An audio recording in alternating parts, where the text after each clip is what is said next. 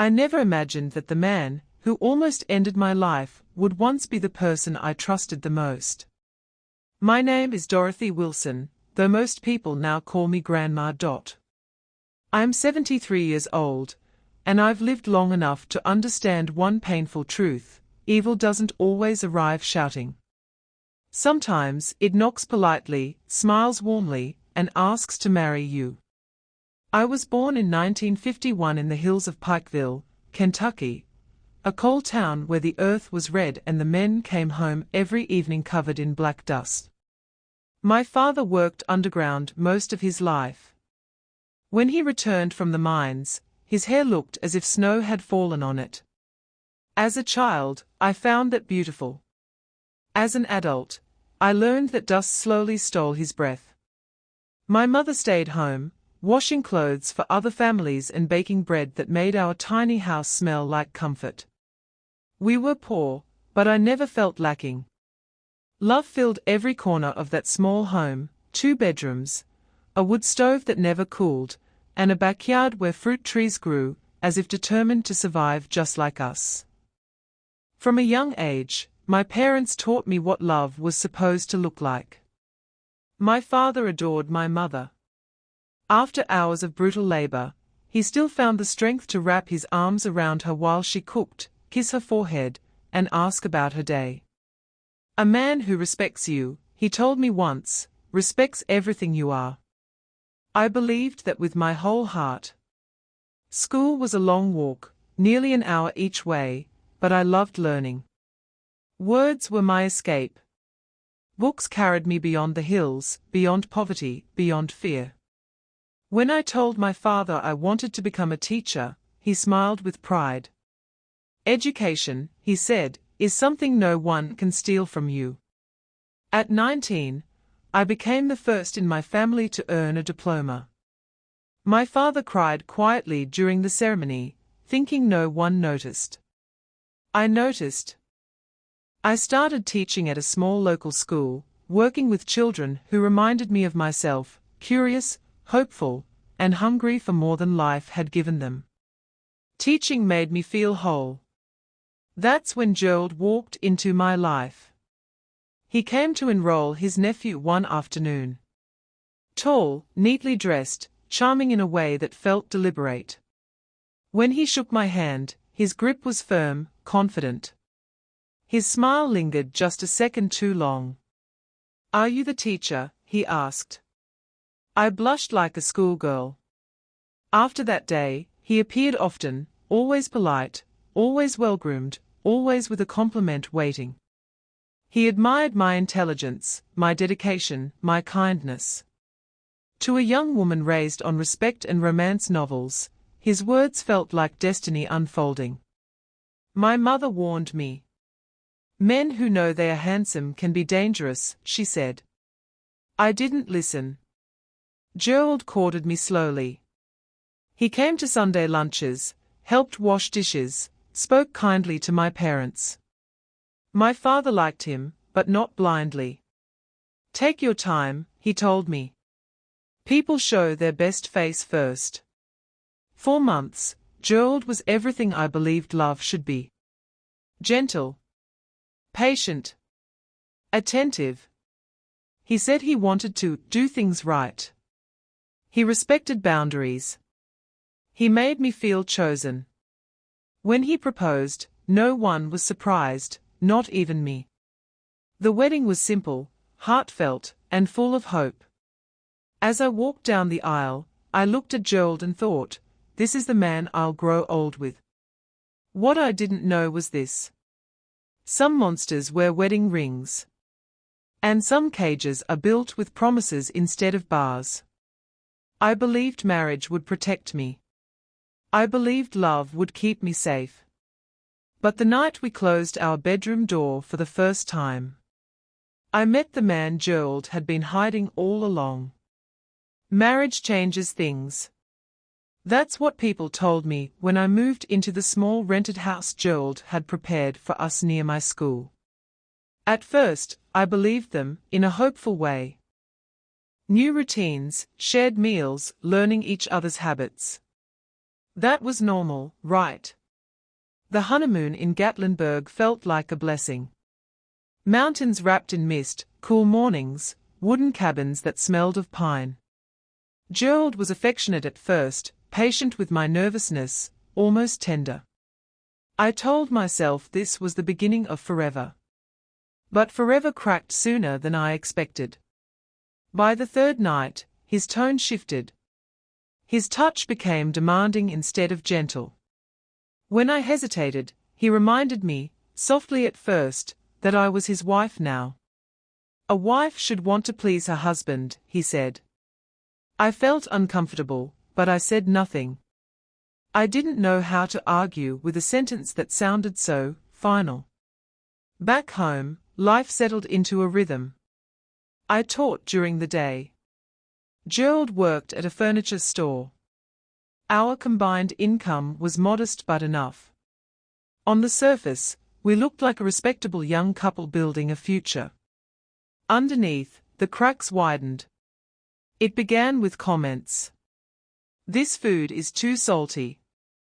Why do you need lipstick to teach children? That skirt is too short for a married woman.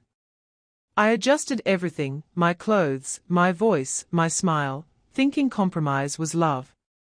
When he questioned who I spoke to at work, I laughed it off. When jealousy crept into his eyes, I told myself it was passion. Then I became pregnant. I had dreamed of motherhood my entire life. When I told Gerald, he smiled wide, hugged me tight, and promised he'd be a wonderful father. For a brief moment, the man I married seemed to return. That dream ended in a hospital room, soaked in blood and grief. I lost the baby in the 3rd month. When I came home, weak and broken, Gerald didn't comfort me. He paced the room, angry in a way that felt cold. You should have been more careful, he said. That sentence burrowed into my heart like a knife. I cried in the bathroom, with the faucet running so he wouldn't hear. I learned early that my pain annoyed him. After that, the change was complete. He became critical of everything I did. I walked too loudly. I talked too much. I breathed wrong. I learned to move quietly, to exist carefully, as if my presence alone might trigger his anger. I told myself it was temporary. The second pregnancy came like a fragile hope. This time, I did everything right, doctor visits, rest, lighter work hours. Gerald acted attentive again, protective even. He talked about names, about legacy. I believed again. I shouldn't have. I lost that baby too. In the car ride home from the hospital, he didn't wait to get inside before unleashing his rage. There's something wrong with you, he said. Normal women don't lose children like this. For the first time, something inside me snapped. I reminded him of his drinking, his temper, his cruelty. I reminded him that grief had 2 faces, not one. That's when he hit me. The slap was sharp, loud, unreal. The taste of blood filled my mouth. The pain wasn't what shocked me, the betrayal was. Never talk to me like that again, he warned. I didn't leave. I was ashamed. Ashamed of failing at marriage. Ashamed of returning to my parents childless and bruised. In those days, a woman who left her husband was whispered about, judged, blamed. So I stayed. The 3rd year of marriage shattered whatever illusion remained. Gerald lost his job after a dispute over missing money. Drinking became daily. The insults turned cruel. The slaps turned into punches. I learned how to lie convincingly. I fell. I bumped into a door. I'm clumsy. People preferred those answers. That's when Marcia, the neighbor, entered my life. She was friendly, supportive, always offering cookies or a listening ear. She told me the truth I wasn't ready to face. This isn't normal. You need to get out. What I didn't know was that while she comforted me during the day, she comforted my husband at night. I thought the worst thing a husband could do was raise his hand. I didn't yet know betrayal was living next door, smiling at me every morning. By the 4th year of my marriage, fear had become routine. I woke each morning already tired, already tense, already bracing myself for whatever mood Gerald carried home. Some days he was quiet, those were the most dangerous. Other days he exploded over nothing. I learned to read his footsteps, the sound of his keys, the way the door closed. Marcia became my refuge. She lived next door, recently divorced, always put together even when she claimed she wasn't going anywhere. She listened. She hugged me when my voice cracked. She told me I deserved better. She said words I desperately needed to hear.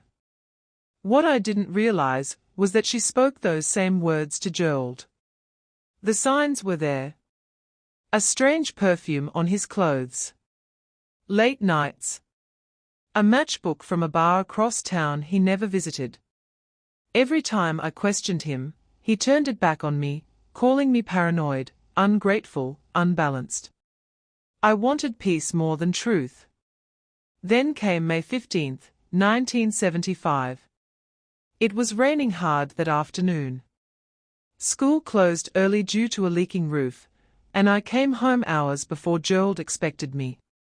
The house felt strange, too quiet, then suddenly not quiet at all. I heard laughter. A woman's laughter. My body froze before my mind understood. The sound came from our bedroom. I didn't scream. I didn't cry. I opened the door just enough to see Gerald. Marcia. My bed. I closed the door gently, as if silence might protect me. I sat at the kitchen table and stared at the wall. Something inside me emptied completely. No tears. No anger. Just nothing. Half an hour later, Marcia slipped out the back door.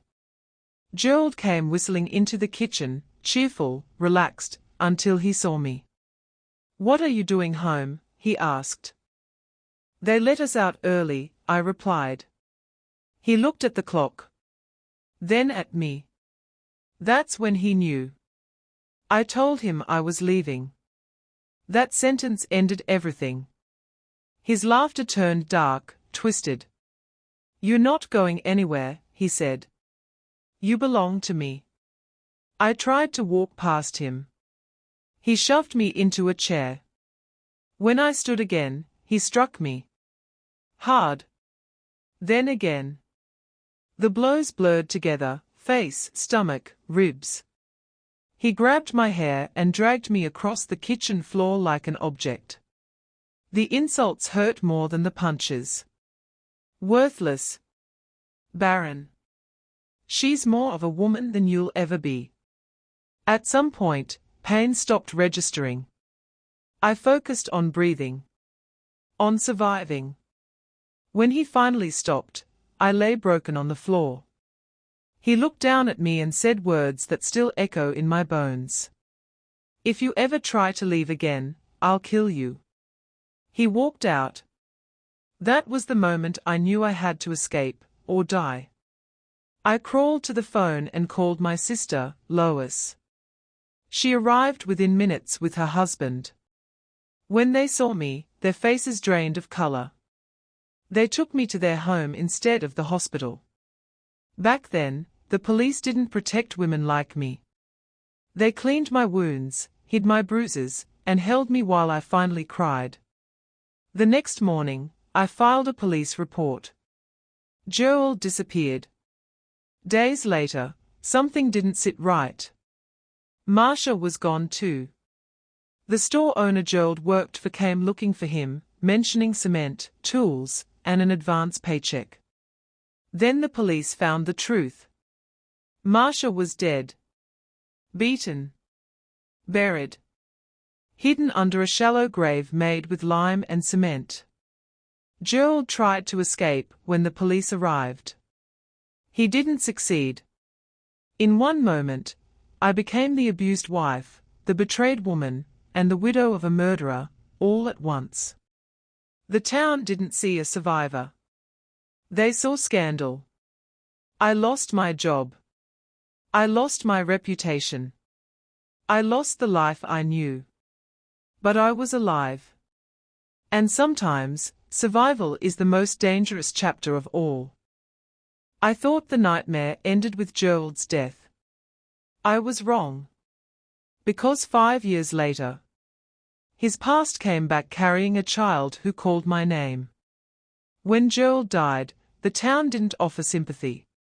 It offered whispers. People didn't see bruises or fear or survival. They saw headlines. They saw scandal. They saw my wedding photo printed next to words like murder and crime of passion. Children were pulled out of my classroom. Parents avoided my eyes at church. Within weeks, I lost my job. The principal said it gently, as if softness could erase the injustice. It's not personal, Dorothy. The parents are uncomfortable. Uncomfortable. As if I hadn't lived for years inside terror. Depression wrapped itself around me like a heavy blanket. I barely ate. Barely spoke. My parents tried everything, doctors, prayers, encouragement, but nothing reached me. It was my father who saved me again. One morning, he entered my room holding 2 bus tickets. Louisville, he said. We are starting over. I was 24. Widowed. Branded by a story I never chose. We arrived with almost nothing, 2 suitcases, borrowed money, and quiet determination. Louisville was loud, busy, and anonymous. For the first time in years, no one knew my name or my past. That anonymity healed me. I worked small jobs at first. Cleaned tables. Washed dishes.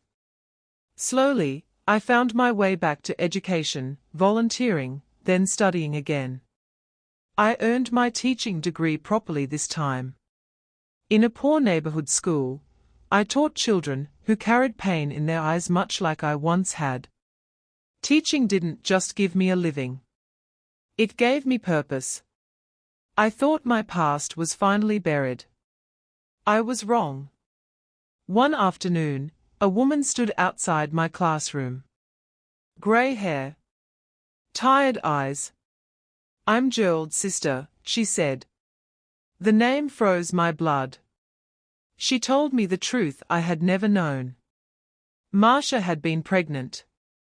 She had given birth to a baby boy before her death. That child, Gerald's son, had nowhere to go. You're his closest living family, she said. I'm sick. I can't keep him. I wanted to scream. To run. To refuse. How could I raise the child of the man who nearly killed me? But when I saw the boy, 4 years old, small, quiet, smiling shyly, I didn't see Gerald. I saw a child standing at the edge of abandonment. I took him home. That decision terrified me more than anything Gerald had ever done. I thought loving that child would destroy me. I didn't know it would save me. And test me in ways I never imagined.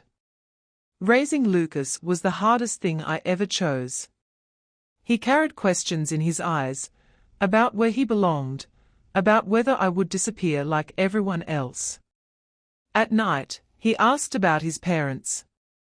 I told him the truth gently, in pieces small enough for a child to hold.